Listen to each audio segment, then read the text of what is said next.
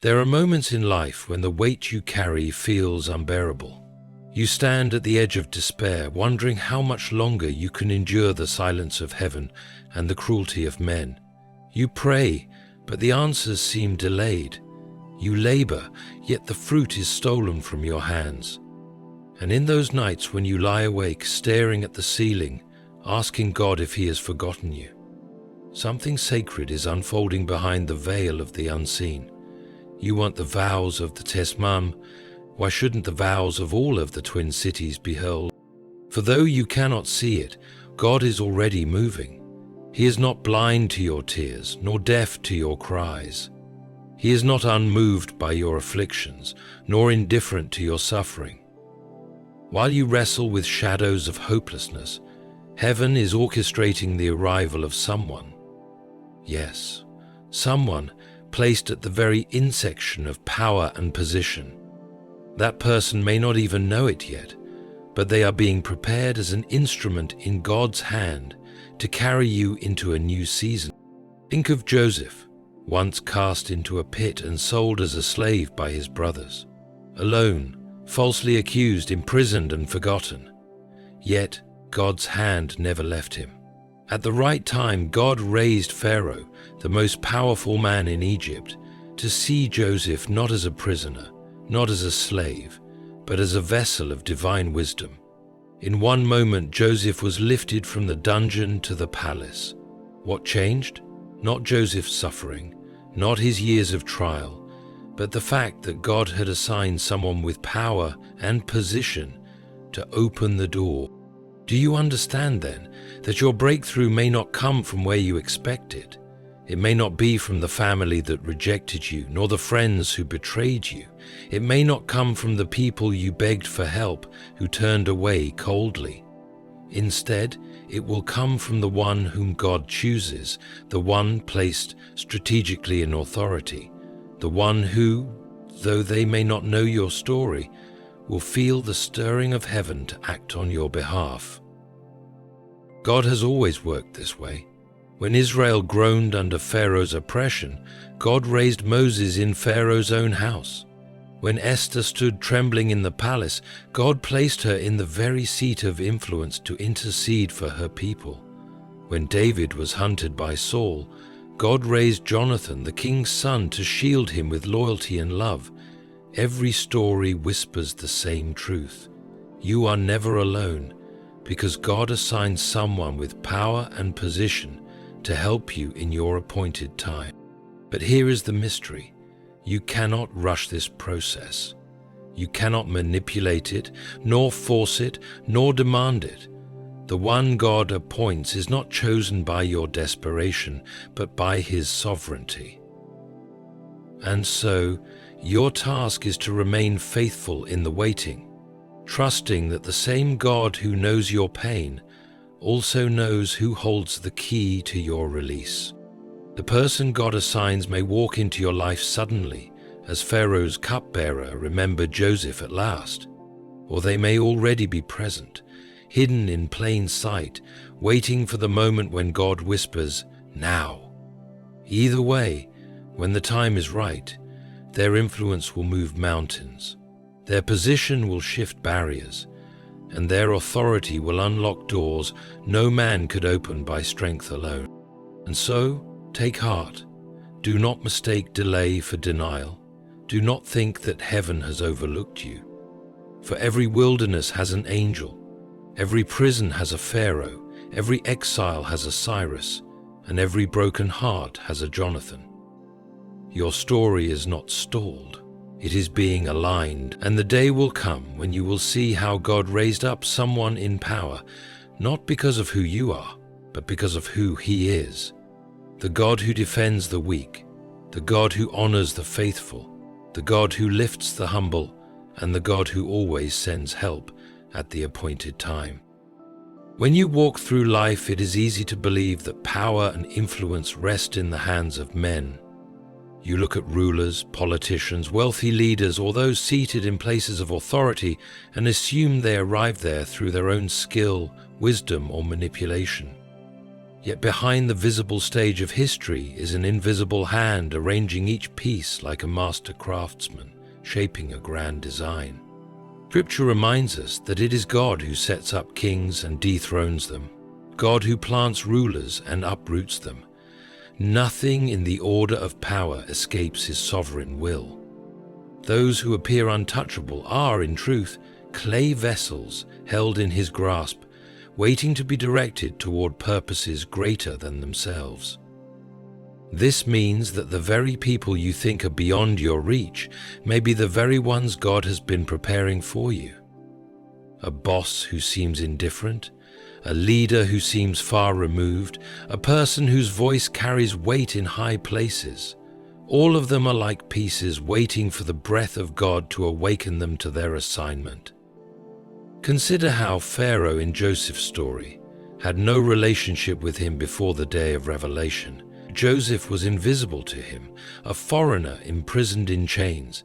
Yet when God's appointed time arrived, the dreams of Pharaoh became the very doorway through which Joseph would be lifted. Power bowed to purpose, because God positioned it that way. You see, God does not merely place people in positions for their own gain. He raises them for seasons when their influence will serve his children. Nebuchadnezzar, a mighty king, became the tool God used to fulfill prophecy. Cyrus, a pagan ruler, was moved to rebuild Jerusalem and restore God's people. These men, who may not even have acknowledged the God of heaven in full, still became his instruments. So why do you imagine that God has no one prepared to help you? If he can use kings who do not know him, how much more can he move the hearts of those who are sensitive to his whisper? Sometimes the difficulty lies not in God's inability, but in our unwillingness to trust. We assume that because we cannot see the pathway, no pathway exists. We believe that because those in power appear unapproachable, God cannot touch their hearts. But consider how many times God stirred rulers in dreams, visions, or sudden impulses that shifted entire nations. The same God who spoke to Pharaoh in his sleep, who disturbed Belshazzar with a writing on the wall, who guided Pilate's wife with a dream to warn him, this is the God who can move anyone to act for your sake. It is not a matter of coincidence, but of assignment. When God positions someone, he does so with foresight. Long before you arrive at your moment of need, he has already arranged their seat of power, aligned their influence, and softened their heart. You may not know their name yet, but heaven knows.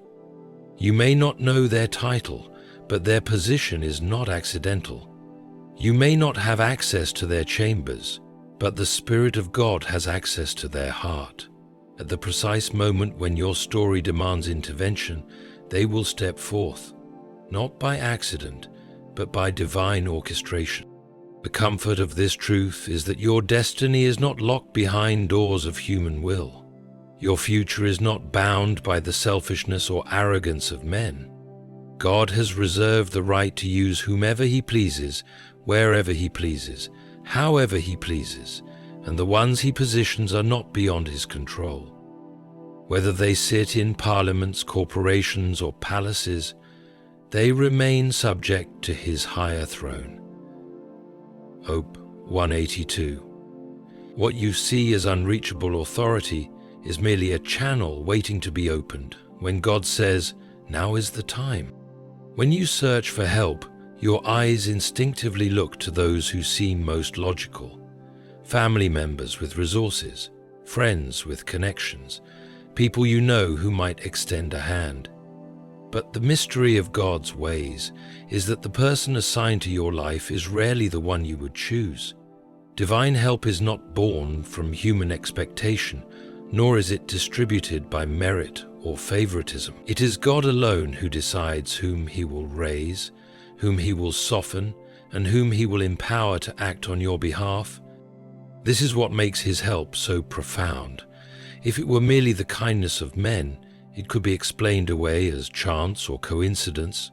But when God appoints someone, the alignment is so precise that you recognize the fingerprint of heaven upon it.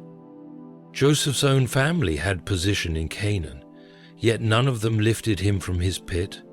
It was not his brothers, not the Midianite traders, not even Potiphar who delivered him.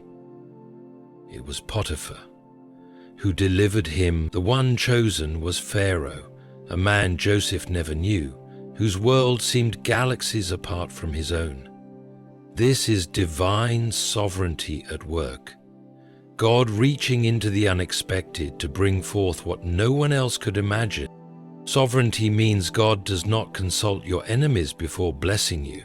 He does not ask your critics for permission before lifting you.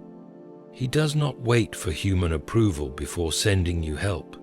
He is not bound by the jealousy of siblings, the betrayal of friends, or the indifference of leaders. He chooses, and what he chooses stands. When Esther entered the palace, she was not chosen because of her family's influence or her nation's wealth.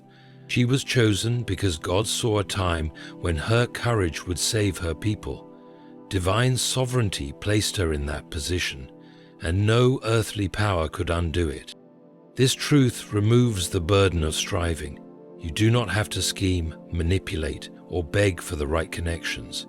You do not have to exhaust yourself trying to prove your worth to people in power. The person God assigns is not chosen because you convinced them, but because heaven commissioned them. And when they are commissioned, no resistance can halt their obedience. They will be drawn, even unknowingly, into the center of God's plan for you.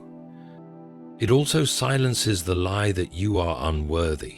Many carry the heavy thought, why would anyone help me? Who am I that someone with power would notice my plight? But you are forgetting that it is not about your worth in the eyes of men. It is about your worth in the eyes of God. He has chosen you as his child, and he raises others as instruments for your journey. Their assignment is not anchored in your merit, but in his mercy. It is not about who you are in the marketplace, but who you are in the heart of heaven. Sovereignty also explains why doors that once closed suddenly open. One day a supervisor who ignored you begins to promote you. One day a leader who overlooked your voice begins to defend you. One day a stranger you never met becomes the bridge to your next season. These are not accidents. These are not mere acts of generosity. These are the workings of a God who appoints, who aligns, who governs the movements of kings and the whispers of servants alike. Do not despise the seasons of waiting, for while you see nothing, God is already stirring hearts. Perhaps the very person you least expect is being prepared to cross your path. Perhaps they are wrestling even now with decisions they cannot explain, because heaven is bending their will toward your destiny. And when they act, it will not be because they owed you anything, but because God's sovereignty demanded it. There is a tendency in our world to view positions of authority as trophies of self-achievement.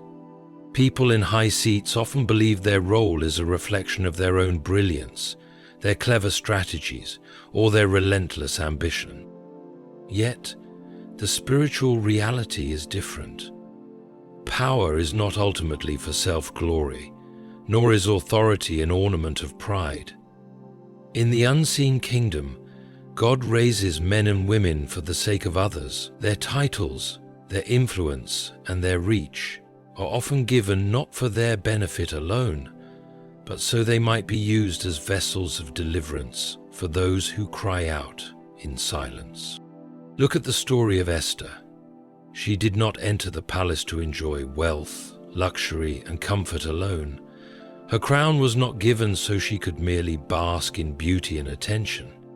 God placed her there for a time when her people would face extermination. The weight of her position was not for her enjoyment, but for their salvation. The authority she carried became the very bridge between death and life for thousands of lives. Without her voice in that high place, the cries of her people might have gone unheard. In the same way, many of the people who hold positions in your world may not even realize why they are there. A leader may assume they rose to power through skill. A manager may think their role is to build their own name. A ruler may believe their reign is for their own dynasty. Yet hidden behind all these illusions is the sovereign God who whispers, "I have given you that seat for a purpose beyond yourself." That purpose may very well intersect with your life, your struggle, and your deliverance. It is important to see that when God assigns someone in power to help you, their position is not just a personal advantage. It becomes a divine platform. A judge's gavel can turn the course of your destiny. A company leader's decision can shift your livelihood. A ruler's command can protect your future. To them it may appear as ordinary work, but to you it is the answer to prayers prayed in tears. They may never fully know how much their influence meant, yet in heaven's leisure, their obedience becomes a testimony that they carried weight not for themselves, but for another's salvation. This truth should encourage you not to envy those in power, nor resent them when their purpose seems hidden. Instead, it should remind you that positions are not permanent trophies, they are assignments. And when God has assigned one to be part of your story, the full measure of their authority will be turned not toward their pride, but toward your deliverance. One of the greatest challenges in the life of faith is waiting. You may know in your heart that God has a plan. You may even believe He has assigned someone with the means to help you. Yet the silence between promise and fulfillment can feel unbearable. It is in this silence that many lose hope, thinking that God has forgotten or that His plan has failed. But the truth is simpler, though harder to accept. Timing is everything in the kingdom of God. Joseph remained in prison for years. Though his gift of interpreting dreams was already proven, he had wisdom, he had vision, he had the heart of a leader. But the season was not yet ripe. It was not until Pharaoh had his troubling dreams that Joseph's name was remembered. Only then did the cupbearer speak of him. Only then did the door swing open. Had Joseph been released earlier, he might have drifted into obscurity. But at the appointed time, the cry of the most powerful man in the land intersected with Joseph's gift, and destiny was unlocked. This shows us that God does not simply send help when you want it, but when it will have the greatest impact. If Esther had been placed in the palace at a different time, her voice might have gone unnoticed. If Moses had confronted Pharaoh too soon, Israel might not have been ready to leave. If David had claimed the throne before his appointed season, the kingdom would not have been prepared to receive him. Every delay you feel in your life is not neglect, but alignment. Timing is critical because premature help can destroy rather than deliver. If the person God assigned steps in too early, the environment may not be ready to sustain your breakthrough. You might not yet have the strength to carry what is coming. The hearts of those around you may not yet be prepared to see your rising. But when the timing aligns, doors that resisted you suddenly open. Hearts that ignored you suddenly listen, and opportunities that seemed distant suddenly draw near. You must understand that heaven is not rushing, but orchestrating. The delay is often the preparation of both you and the one God has assigned. They may be undergoing their own journey, learning lessons, being positioned in places where their voice will have weight. And you, in your waiting, are being refined, strengthened, and made ready for what is to come. So do not despise the waiting. The season may feel long, but it is not wasted. Just as fruit ripens only in its due season, so too does divine help arrive when the hour has struck. And when it does, you will look back and realize that had it come earlier, you would not have been ready to receive it. God is not late nor early. He is always on time. There is a mystery in the way God works. He rarely uses the avenues we anticipate. When we look for help, our eyes instinctively turn toward the people we know, those familiar faces in our circle of life. We expect family to be the ones who catch us when we fall, friends to be the ones who stand by us in trouble, and colleagues to step in when we struggle. But more often than not, the rescue God sends comes from outside the familiar, through people you never imagined, sometimes even strangers, whose lives intersect with yours only for a season. Joseph did not expect Pharaoh to be his deliverer. The very ruler of the nation that enslaved him became the hand that lifted him. Ruth did not imagine that Boaz, a man she had never met before, would become the kinsman redeemer who changed the trajectory of her life. The man beaten on the road to Jericho was not helped by his own people, but by a Samaritan, one from a community despised and rejected by Jews. Over and over again, Scripture shatters our assumptions, reminding us that God's help often flows from places we would least expect. This truth humbles us. It dismantles our pride, because sometimes the people we believe are obligated to help us are the very ones who turn away. God, in His wisdom, allows this so that when deliverance comes, you will know it was not by human loyalty, but by divine orchestration. Help from unexpected places makes it undeniable that God alone is the author of your breakthrough. It is also a reminder not to despise anyone. The one you least expect may carry the key to your next chapter. A word spoken by a stranger, a chance encounter with someone you've never met, or even the kindness of a person you considered an outsider, can become the bridge God uses to carry you across. The Bible warns us not to neglect hospitality, for in doing so, some have entertained angels unaware. What if the very person you are tempted to dismiss is the one God has positioned to stand in your defense? There is also a deeper lesson here. God's help is not bound by your history. Your family may have failed you, your friends may have betrayed you, but God can raise someone from beyond those walls to lift you. He can bring help from another city, another nation, even another culture, because His resources are not confined. This truth should break the chains of disappointment in your heart. You do not need to cling to those who hurt you, begging for their support. Look up, for your help may come from where you least expect it. And when it does, you will know it is God, because the hand that lifted you had no obligation, no reason, no debt to settle with you. Yet they came, compelled by something greater than themselves. That is the unmistakable signature of heaven. Unexpected help, unfamiliar faces, and divine timing. Every person knows what it is to face barriers too strong to break. Some chains are forged not of iron but of circumstance, systems too powerful, voices too loud, walls too high. You may fight, but your strength falters. You may push, but the gate does not yield. It is here that the authority of another becomes vital, for there are moments when only a voice above yours, a hand stronger than yours, can command the release you long for. Think again of Joseph.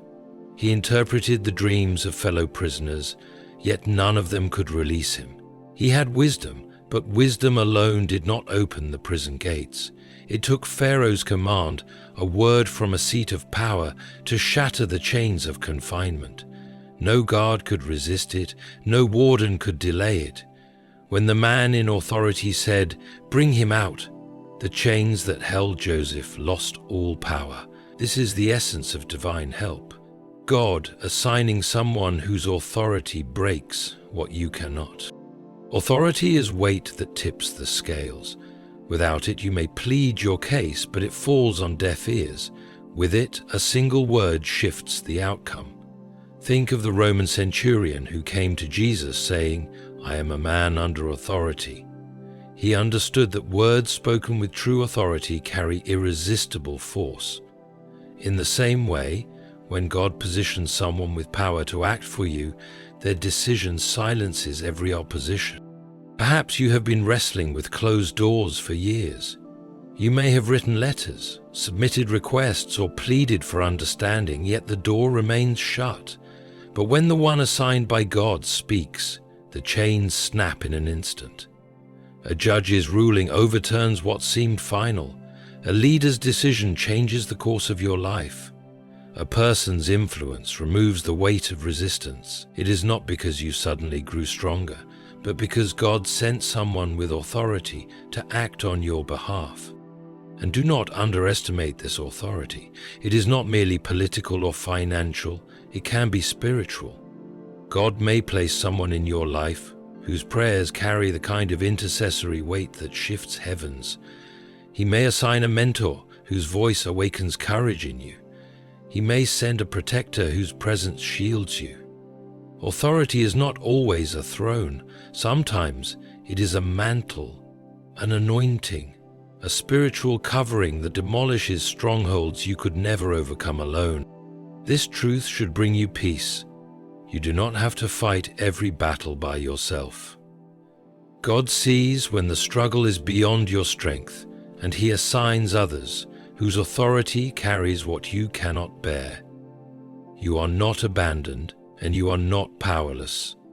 Heaven has already decreed that chains will break, not by your might, but by the authority He has appointed to move on your behalf. One of the most striking truths in the kingdom of God is this: when He decrees a thing, no force in heaven or on earth can undo it. The same applies when He assigns someone with power and position to help you. Their intervention is not a matter of chance, nor is it vulnerable to the schemes of men. Once God has written it into your story, it becomes unshakable. This is why the enemy fights so hard to discourage you before your breakthrough. He cannot stop what God has ordained, so he tries to convince you to give up before it arrives. He whispers that no one will come, that help will never appear, that doors will remain closed. But those whispers are lies, for when God sends help, it is clothed in a power greater than human resistance. Look at the story of Daniel. Wicked men conspired against him, plotting his destruction. They convinced the king to sign a decree that would condemn Daniel to the lion's den, yet even their power could not stand against God's higher plan. The very king who had signed the decree was stirred with sleeplessness, pacing the palace, fasting and refusing entertainment until Daniel was safe. Authority had been trapped by evil schemes, but the greater authority of heaven moved the king's heart. No opposition could prevent Daniel's deliverance. So it is with you.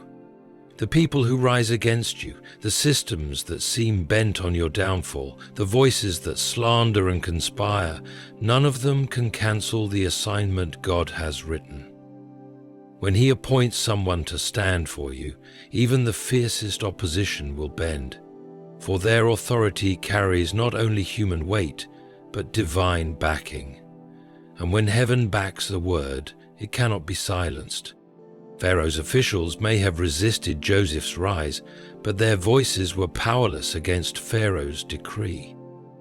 Haman may have plotted Esther's destruction, but his schemes collapsed under the authority God had given her. Saul may have hunted David, but even he was forced to acknowledge, "Surely the Lord is with you." Each story reveals the same truth. Opposition may roar, but when God sends help, its roar becomes an empty echo. This should fill you with courage. Too often we imagine that the obstacles in our path are stronger than the promises of God. We see the walls and forget the one who topples them. We hear the threats and forget the one who silences them. But what is a human threat compared to the voice of the Almighty? What is a closed door when the one who opens and shuts holds the keys? If God has decreed your help, no power can overturn it. Even your enemies may become instruments of your elevation.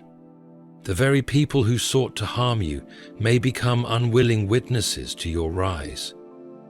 They may sit in disbelief as the one God appointed uses their position to defend you, promote you, or deliver you. Their anger will not stop it. Their jealousy will not block it. Their schemes will not erase it. For when God sends help, it is not fragile, it is unstoppable. And perhaps the most comforting truth of all is this: the help God sends is not temporary.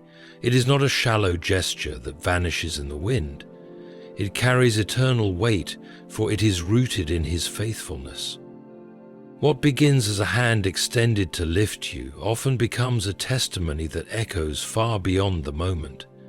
It becomes a monument of God's goodness, a reminder that no opposition could stand against His plan for your life. So take heart. No matter how strong the opposition appears, no matter how hopeless the circumstances seem, your story is not in their hands. It is in the hands of the God who raises up helpers in high places, and when He moves, nothing can resist Him. And now we return to where we began, with the weight you carry, the tears you shed, the questions that haunt your silence. You wondered if God had forgotten you, if your cries had been swallowed by the night. But the truth is this: He has never forgotten you. He has been preparing a path, weaving together details and assigning someone with power and position to come alongside you at just the right time. Perhaps you cannot see it yet. Perhaps you still feel the sting of rejection, the ache of unanswered prayers, the disappointment of those who should have helped but did not. But remember, the absence of human help does not mean the absence of divine help.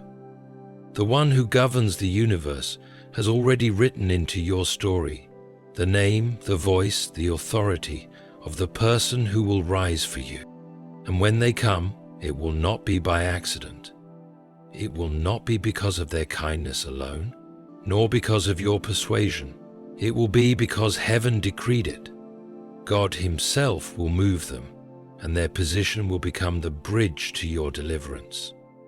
And when that day comes, you will stand in awe, not merely of the person He used, but of the God who orchestrated it all.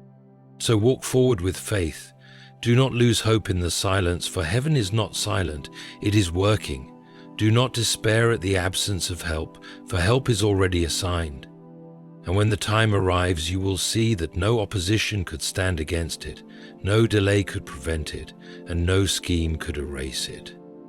For the God who called you is faithful, and He always sends help through the very people He has placed in power at the very moment He has chosen.